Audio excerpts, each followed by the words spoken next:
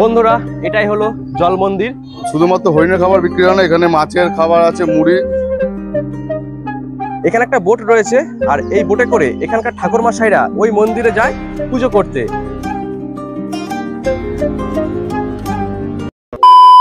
Hey hello বন্ধুরা, চলে এলাম আবারও আরেকটি নতুন ভিডিও নিয়ে। আর আজকে যাচ্ছি আমরা নবদ্বীপের জল মন্দির। কিভাবে যেতে হয়, যেতে কত খরচ, আর গিয়ে কি কি দেখবো, সমস্ত কিছু আমি এই ভিডিওর মাধ্যমে তোমাদেরকে বলে দেবো। আর এখন রয়েছি আমি আমাদের বাড়ির পাশে স্টেশন দাইহাটে। তো এখান থেকে এখন আমরা নবদ্বীপ ধামে যাব। আর এখন ঘড়িতে 8টা 50 বাজে, আর আমাদের ট্রেন রয়েছে কাটোয়া থেকে ব্যান্ডেল লোকাল। তো ব্যান্ডেল লোকাল ট্রেন ধরে আমরা নবদ্বীপ ধামে যাব। তো চলো সেখানে যাই।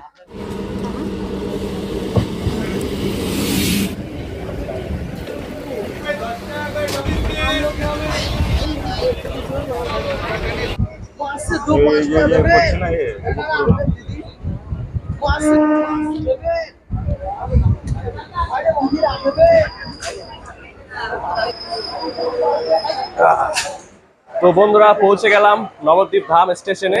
আর এখান থেকে এখন আমরা যাব স্টেশনের বাইরে।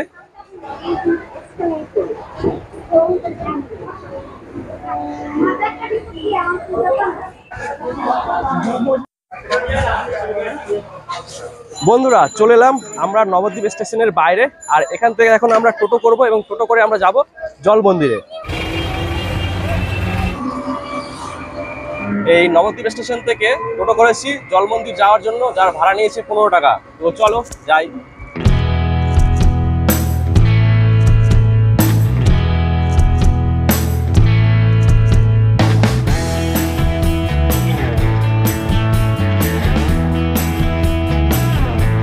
তো মন্দিরে প্রবেশ করা মাত্রই তোমরা কিন্তু এখানে হরিণের খাবারগুলো দেখতে পাবে, কারণ এই হরিণের খাবারগুলো এখানে বিক্রি হচ্ছে। দাদা, এই খাবারগুলো কত করে দাম?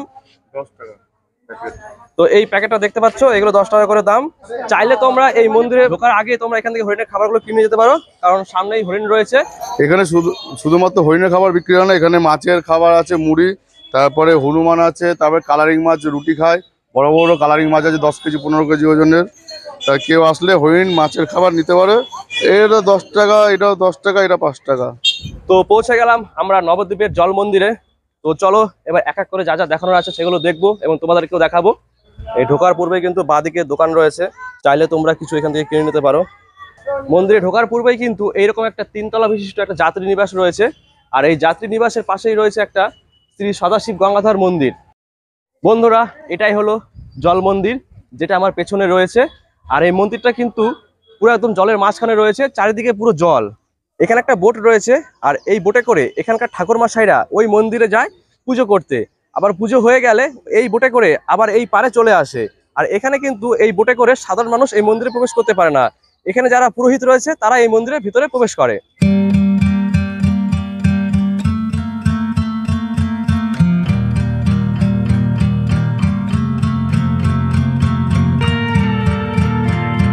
আর এই পুকুরের মধ্যে কিন্তু অনেক বড় বড় ছোট এছাড়াও কিছু রঙিন মাছ রয়েছে। আর এই পুকুরের মাছগুলো কিন্তু কেউ খায় না। আর সামনে দেখতে পাচ্ছ একটা মরা মাছ রয়েছে।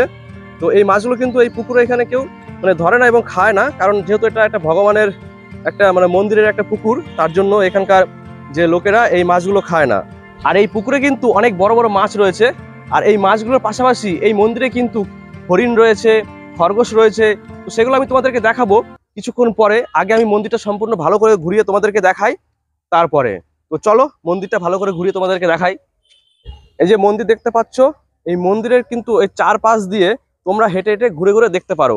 আমি অনেকদিন আগে এসেছিলাম এই মন্দিরে, তখন এই মন্দিরের চারপাশ দিয়ে ফুল গাছ লাগানো ছিল, বেশ ভালোই লাগছিল। তো এখন সেই ফুল গাছগুলো লাগানো নেই, হয়তো কিছুদিন পরে হয়তো লাগাতে পারে ফুল গাছগুলো, কারণ এখনো শীতটা আমাদের এখানে ঠিক মতন পড়েনি। তো সম্ভবত শীতের আগেই এখানে ফুল গাছগুলো লাগাতে পারে, তখন আসলে এই জায়গাটা বেশ ভালোই লাগবে দেখতে। দেখো এখানে হাঁসগুলো কি সুন্দর খেলা করছে।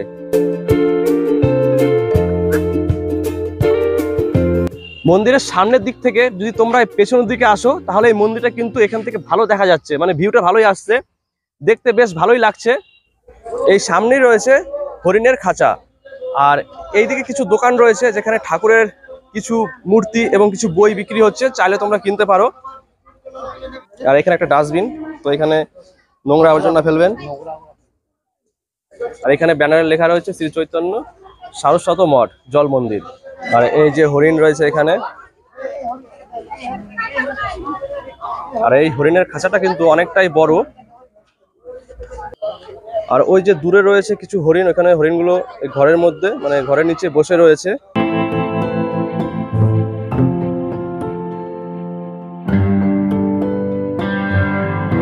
আর এই হরিণ দেখার জন্য কিন্তু আজকে প্রচুর পর্যটকের আগমন হয়েছে, সেটা তোমরা দেখতেই পাচ্ছ, বেশ ভালোই লাগছে। আর এদিকে সবাই হরিণের খাবারগুলো দিচ্ছে বলে হরিণগুলো একদম গেটের সামনে চলে এসছে।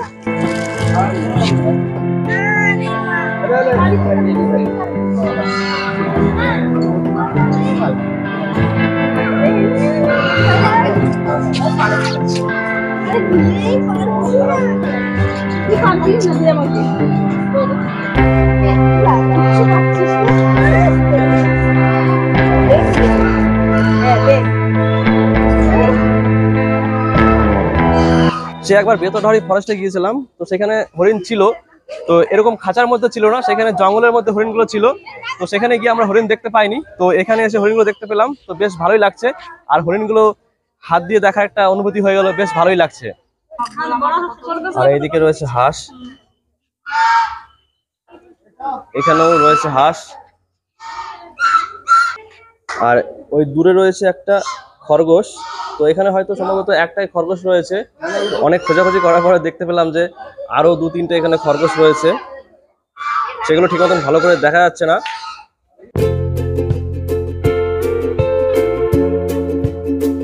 তো বন্ধুরা, এই ছিল আজকে নবদ্বীপের জল মন্দির এবং জল মন্দিরের আশেপাশে কিছু ঘোরার জায়গা, যেগুলো আমি তোমাদের সামনে তুলে ধরলাম। তো ভিডিওটা তোমাদের কেমন লেগেছে অবশ্যই কমেন্ট বক্সে জানিও। তো দেখা হবে পরের ভিডিওতে, ততক্ষণ তোমরা সুস্থ থাকো, ভালো থাকো, টাটা, বাই বাই।